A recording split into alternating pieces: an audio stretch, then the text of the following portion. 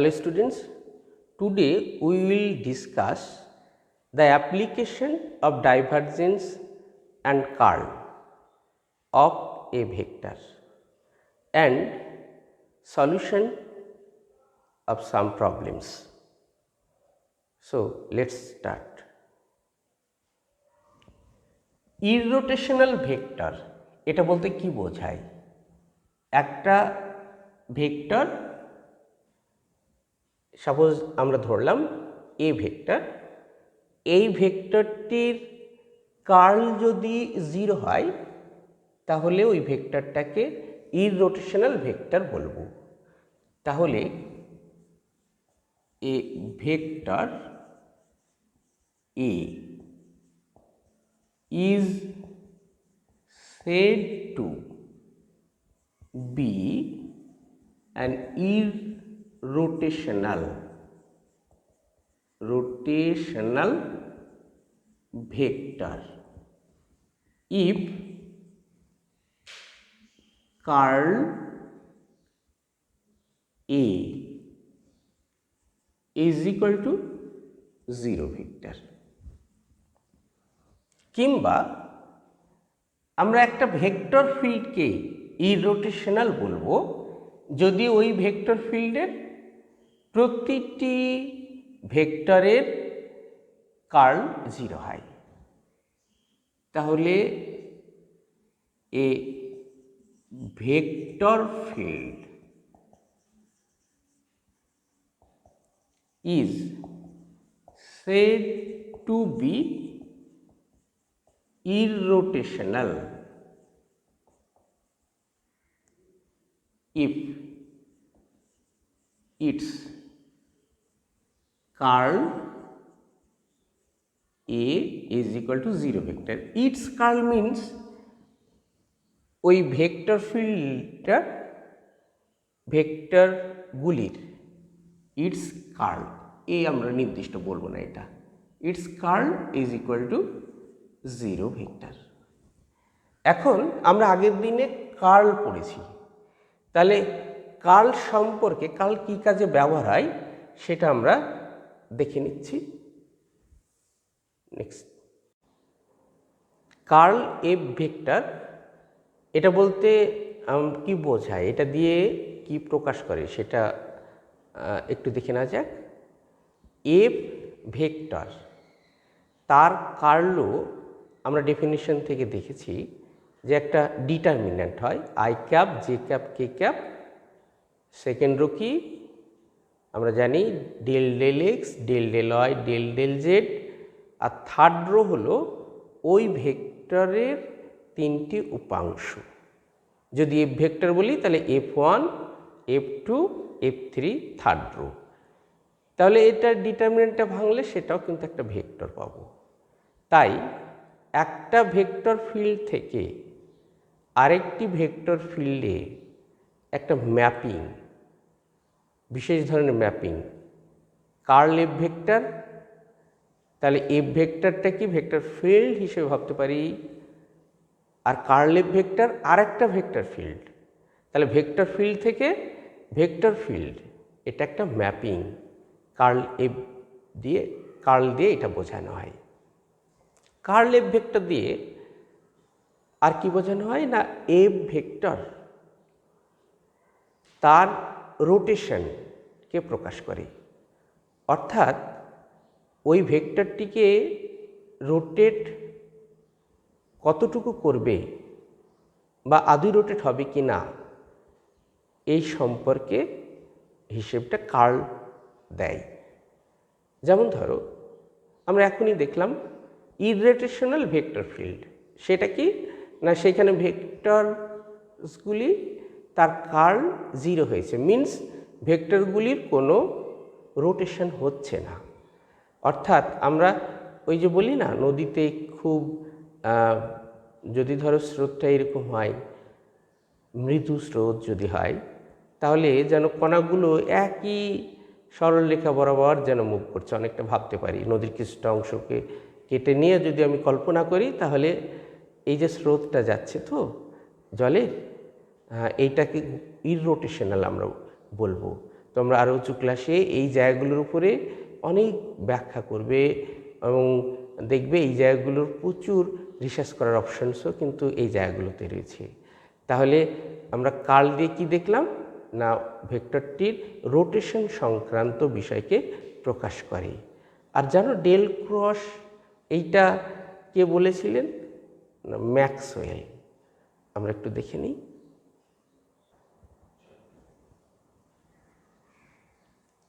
তাহলে curl F, হ্যাঁ আমরা দেখলাম যে এটা এফ ভেক্টর, কার্ল এফও একটা ভেক্টর। তাহলে আমরা এটা বলতে পারি it also maps vector fields to vector fields.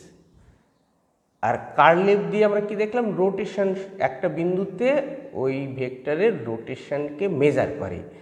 তাহলে it measures the tendency to rotate about a point in a vector field.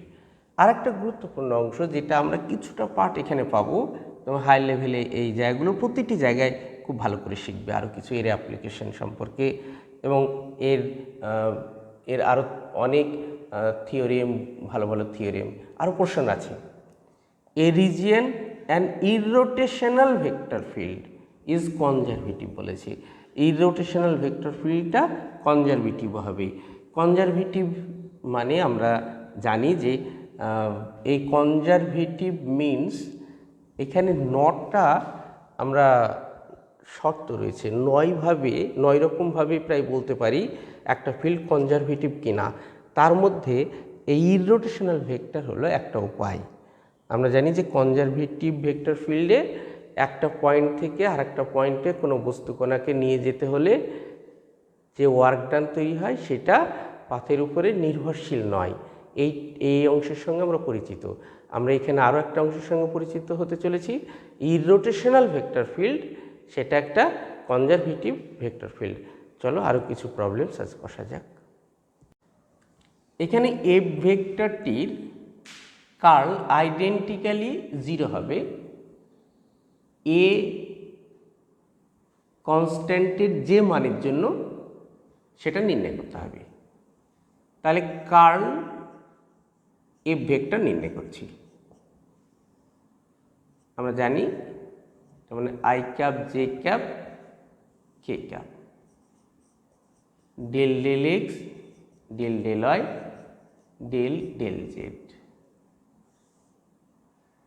A x y minus z cube, a minus 2 x square, আর এখানে হলো 1 minus a x z square is equal two,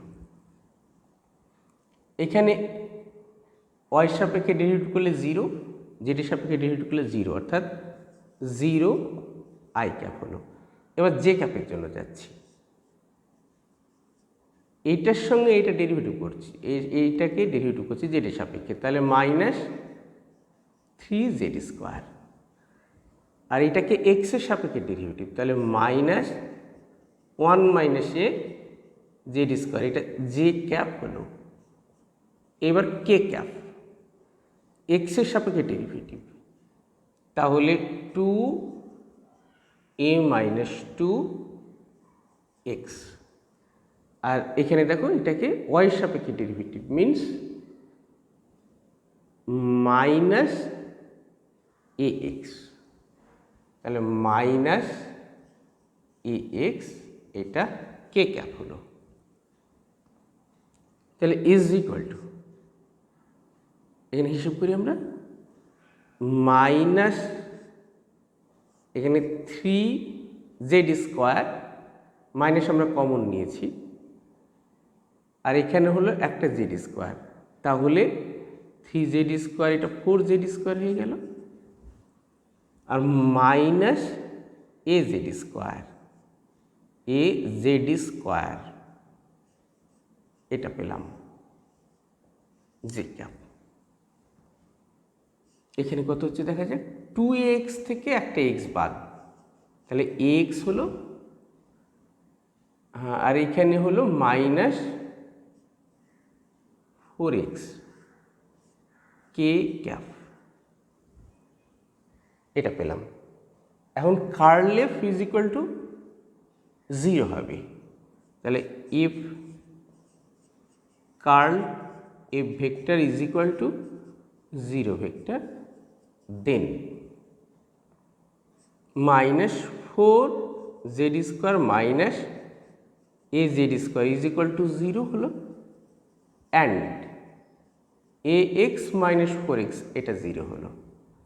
this implies, এখান থেকে হিসাব করে দেখো তো, এ is equal two 4 হচ্ছে, আবার এখান থেকেও এ ইজ ইকুয়াল টু 4 হচ্ছে। হেন্স দ্য রিকোয়ার্ড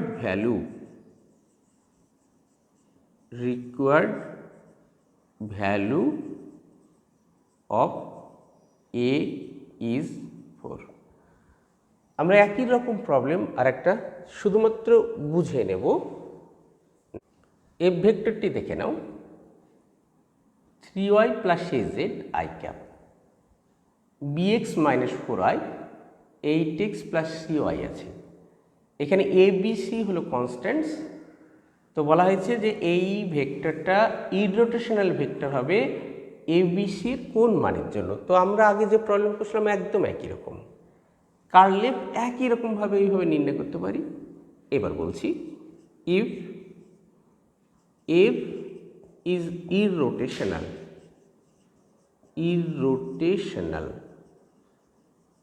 then তাহলে curl F vector is equal to 0 vector হবে। অর্থাৎ তাহলে আমরা এরকম লিখতে পারি, C I cap plus A minus 8 J cap plus B minus 3 K cap is equal to 0 vector. তাহলে ইমপ্লাইজ দিই, তাহলে কম্পোনেন্টসগুলি সব 0 হয়ে যাবে।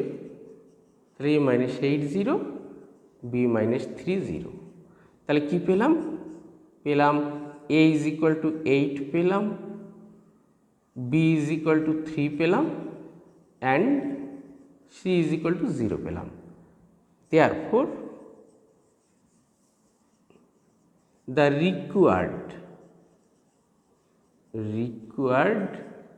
values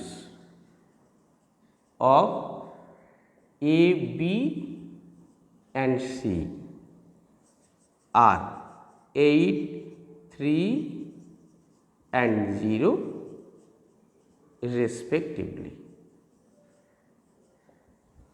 Next, কার্লের উপরে আরও কিছু প্রবলেমস একই রকম তোমাদের বাড়ির কাজ দেওয়া হলো। নেক্সট, এখানে দেখো তো, del two f of r, f of r এটা একটা স্কেলার ফাংশন, আর as usual x square plus y square plus z square তার রুট ওভার। এটা প্রমাণ করতে হবে d two f d r two plus 2 by r d f d r. Next part হচ্ছে কি, এফ অফ আর নির্ণয় করতে হবে যদি del two f of r 0 হয়। তো আমরা ফার্স্ট পার্ট আগে প্রমাণ করি, এটা দেখাই। R is equal to root over x square plus y square plus z square. তাহলে del r del x is equal to আমরা জানি 2 root over x square plus y square plus z square, 2x হবে, মানে x by r হলো। এখন del two f of r এইটা মানেই হলো del two means del two del x two, তাহলে f of r plus del two del y two f of r plus del two del z two f of r. এইগুলো নির্ণয় করতে হবে। তো আমরা আগে এটা নির্ণয় করি। Now del f del x, chain rule থেকে আমরা জানি যে এফটা কিসের ফাংশন, আর এর, আরটা আবার এক্সের ফাংশন। তাহলে d f d r del r del x, del r del x means x by r, তাহলে ডিএফ ডিআর হলো। Del two f del x two, আবার ডেরিভেটিভ করছি এটার উপরে। আমরা এ x one by r d f d r তিনটি প্রোডাক্ট হিসেবে ভাবছি। তাহলে এক্সের আগে ডেরিভেটিভ হলো one by r d f d r রইল। তাহলে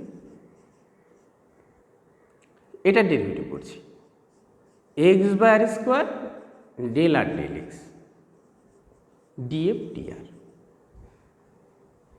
এই দুটো আনচেঞ্জড। এটা ডেরিভেটিভ করছি এক্সের সাপেক্ষে। তাহলে d two f d r two del r del x হলো is equal to one by r d f d r minus del r del x means x by r, তাহলে x square by r cube d f d r হলো plus del r del x মানে তো জানি x by r, তাহলে x square by r square d two f d r two. তাহলে similarly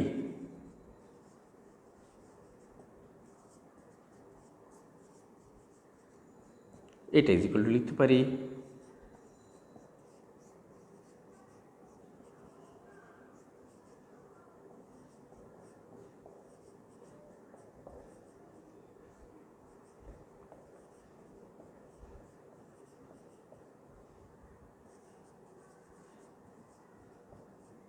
একই রকমভাবে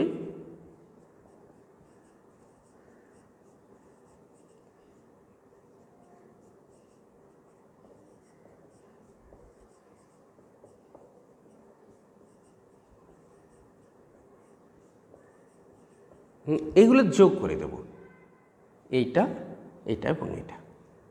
তাহলে পুটিং দিস ভ্যালুজ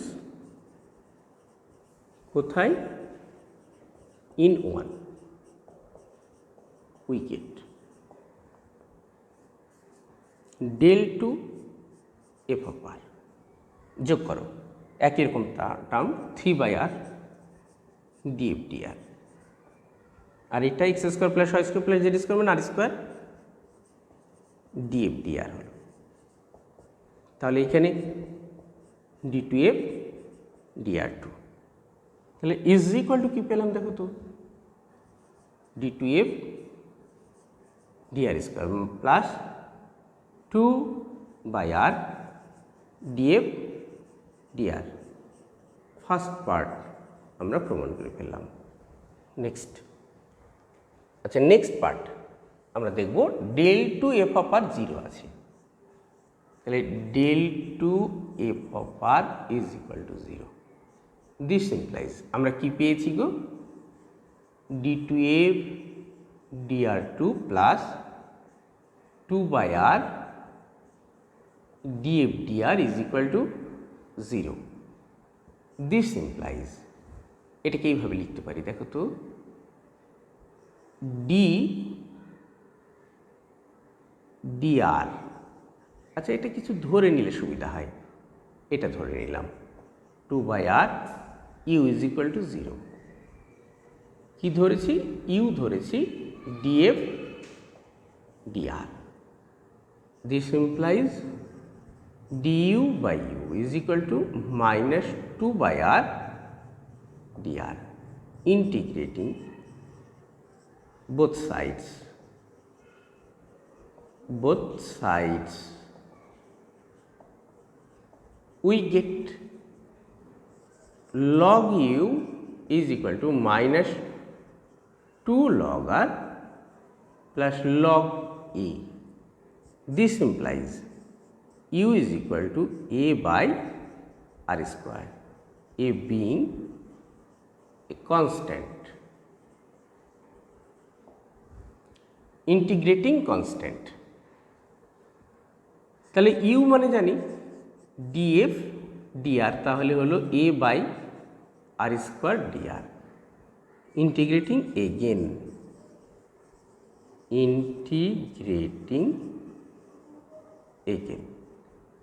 তাহলে এফ ইজ ইকুয়াল টু এটা কত হবে,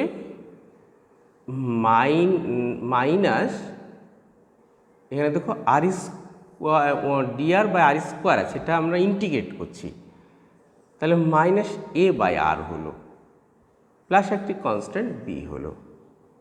তাহলে f of r is equal to পেলাম এটা, where a and b are constants. কি নির্ণয় করতে বলেছে? এফ অফ আর।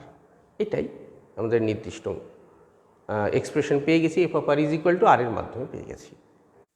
আজকে তাহলে শেষ করছি, সবাই ভালো থেকো।